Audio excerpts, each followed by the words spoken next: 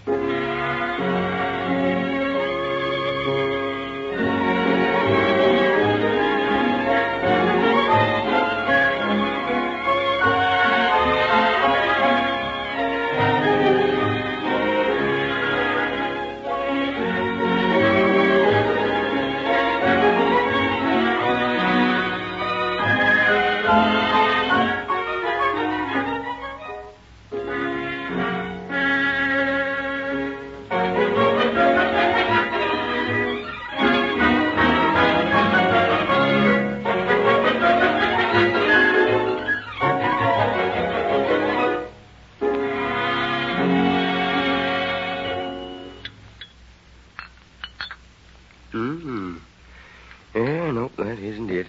I wish another patient. Well, I wasn't expecting anybody. Well, hello, Jess Rankin. Come on in. Hello, Doc. Thanks. Well, you've got quite a cold, haven't you, Doc? Yes, I caught it traipsing up to Griff Miller's place in the rain last week. Well, that's too bad. Can I sit down? Take that big chair. Yeah, feels good to sit down. Been walking quite a distance? Yep, quite a distance. All in one spot. What do you mean? Doc, give me something to settle my stomach, will you? Settle your... Well, what have you been doing to get it upset? What you been eating? That's the trouble. I haven't eaten a thing for 2 days. Yeah, let me see your tongue. Well, that's all right. And let me try your pulse. Oh, it ain't that, Doc. It's something a lot worse than all that. Let me see now. Yeah. Good medical man, you know. Always wants to get to the cause in order to effect a cure. Yes, I know. I don't know why it is, Doc, but people in Cedarton always seem to run to you, no matter what their trouble is. And if it ain't a physical ailment, they try to make out it is, just to get to see you and tell you their troubles. Now. That's my case, too, right now. I ain't sick. Not really sick, I mean. It's something a lot worse than that. I've got to talk to somebody. And I guess it'll have to be you, Doc. All right, Jess, go right ahead. What's on your mind? Doc Adams, how long have you known me? Oh, about 10 years, I guess. Ever since you bought out Obadiah Hibbs' widow and took over the hardware store. Yeah. Have you ever known me to do a dishonest thing in all the years you've known me? No, of course I haven't. You've never questioned that I was a good, honest, upright citizen? A credit to Cedarton, have you? No, Jess, never have. I've taken it at your face value.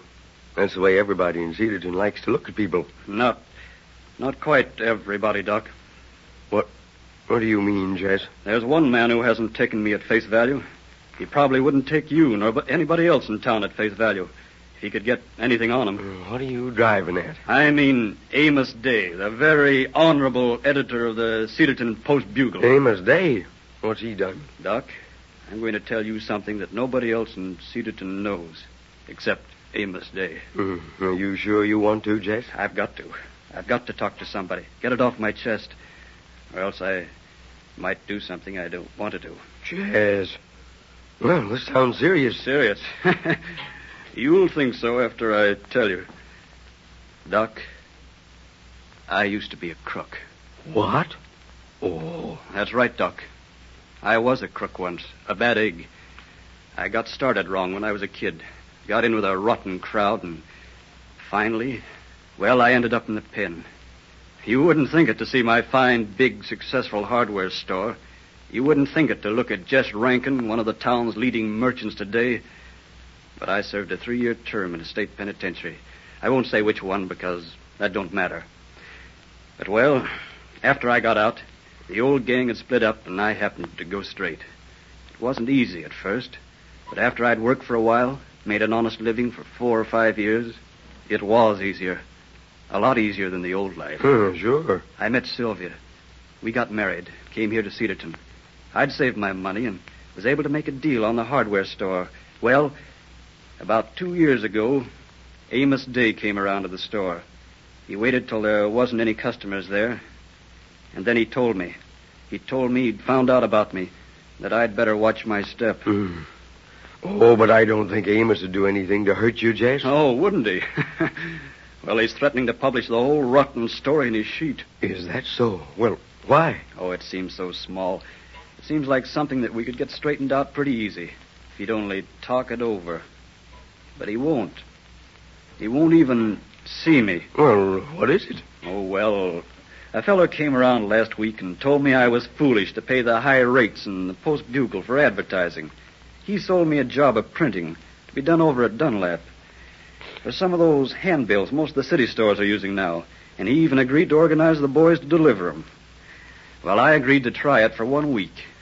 And when I didn't put any advertising in Amos Day's paper, and when he saw my handbills, well, that's what made him sore. And now he says he's going to ruin me, going to run me out of town. And, Doc, he'll do it, too. Sure as you're sitting there. Oh, well, Jess, maybe he won't. Maybe he'll get over this thing. Maybe, well, you know how Amos Day is. He's got a pretty hot temper, but he gradually gets over it. Well, I don't know. Anyway, Doc, thanks for letting me talk about it. It helped a lot to get it out of my system. Did you say you could give me something to sort of quiet my nerves? Oh, sure, Jess. Let's see. What time is it? 4 o'clock. Why don't you drop in about an hour? I'll have Pete May send it up here. You would have to have a prescription for it to get it yourself. Thanks, Doc. You're awful white. I'll drop back in an hour. In the meantime, I'll probably be taking quite a walk out in the country. Well. Oh, hello, Alice. Connect me up with Pete May's drugstore, will you? Thanks. Hello, Pete. Dr. Adams. Oh, pretty good, thanks, Pete. Got a little cold. Say, send me up a tube of Aeronol, 5 grains, will you? Yeah. Have Johnny bring it up right away. Oh, it's for a patient out in the country. Yeah, thanks, Pete. Oh, Alice, connect me up with the Post-Bugle office now, will you? Yeah, thanks. Oh, hello, Amos. Grant Adams calling. Say, you haven't been around to collect for my professional card in your paper for, about a month. Oh, anytime. Well, why don't you drop around here in about half an hour? Yeah, I'll have a check waiting for you. All right.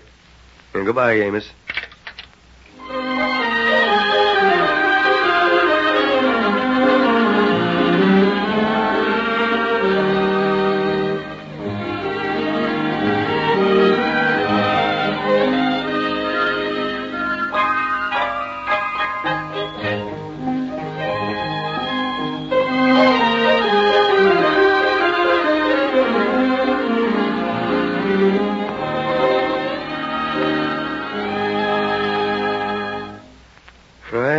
I haven't seen you for a long time.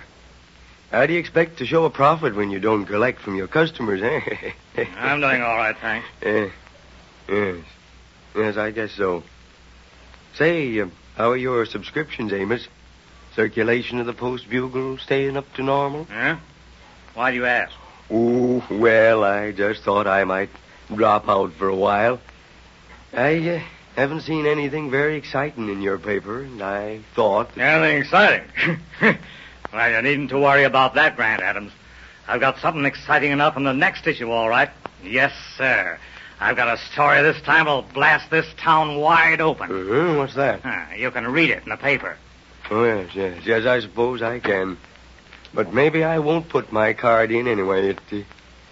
It wouldn't be dangerous for me not to advertise in your paper, would it? What do you mean? Has Just Rankin been up here? Yes, he has, Amos. Fact is, I think he's in the reception room right now. Here, come on in. Why are you meddling old? Hello, Amos. It won't do you no good to talk to me, Rankin. I won't have anything to do with a crook. Crook? It's a pretty harsh word, Amos. Harsh or no, that's what he is, a crook. And there's no place in Cedarton for the likes of him. Why, this man that we thought was such a model citizen, he's an ex-convict. He served a term in the penitentiary. Yes, I know. So Jess told me. Are you aiming to publish that in the Post-Bugle, Amos? I certainly am. The sooner Cedarton gets rid of him, the better for the town and all its citizens who are trying to lead honest, upright lives. Amos, you'd better read up on your libel laws. Huh? What do you mean? I mean that if you print that in your paper, Jess Rankin here could sue you for a pretty penny for libel. What? Rubbish. My paper prints the truth, and that is the truth. That doesn't make any difference, Amos. Even though it might be true, if Jess can prove that you've damaged his character, his business, and his home, which you will do if you print that story, he can sue you for a lot of money. Huh? Why, he could put you out of business. What? Well, if that's the case, So, Grant Adams, you're protecting a crook, are you? Oh, no, Amos Day. I'm protecting a man who made a mistake once and who's led a good, sound, honest life ever since he's learned his lesson. Well, so that's it, is it? Very well.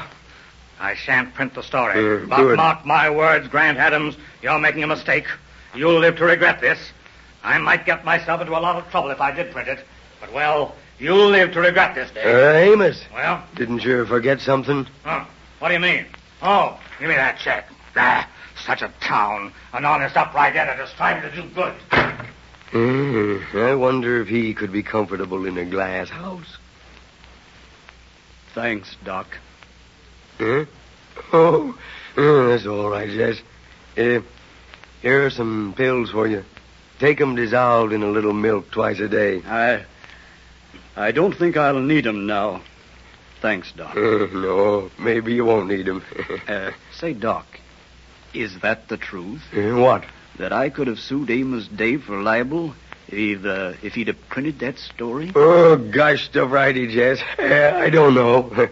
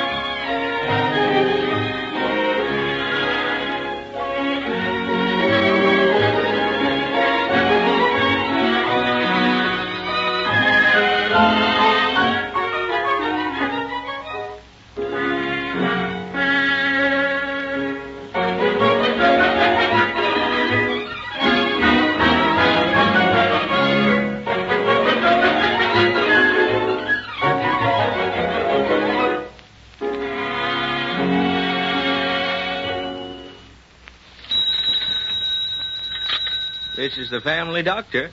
I'll be in to see you again right soon. Goodbye.